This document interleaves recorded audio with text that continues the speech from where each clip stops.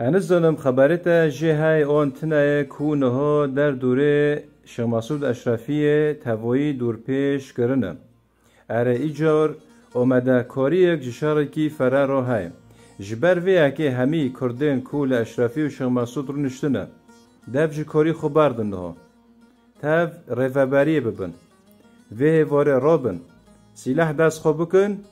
برخو ملبته خوب زاروکه خوب شار بکن.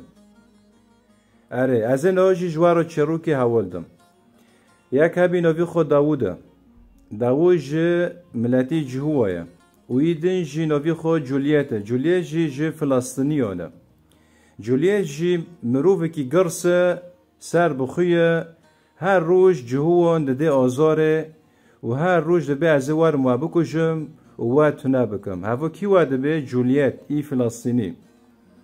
اره در روزک جروجان داود گود کیه وک حسا یک ملتی خودتم ده آزاره کیه هوا وای به سند کیه کومتم ده آزاره هوا داود گود ایجار رابی داود لهمبر جولیت سکنی داود لهمبر جولیت سکنی داود جولیت کشت جولیت فلسطینیه و داود جی اسرائیلیه اره ایجار داود ملت کوم کر میر کوم کرن گودوه کو ام لهمبر وانو شار بکن و وی بله و وی نفره هاتی سرمه هم سر خوراکن ایجار چیروکو مجی عینی وی چیروکه هفنا جی سبه حتی ایواری تم دبه همه وارم و بکشن و تم خو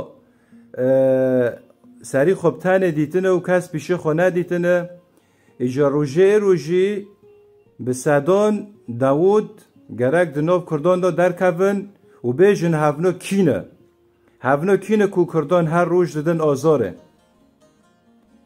ایجار دما شاره هر کس سلاحی خود دست خواه بکن و وی کسنه کو مردن آزاره تنه بکن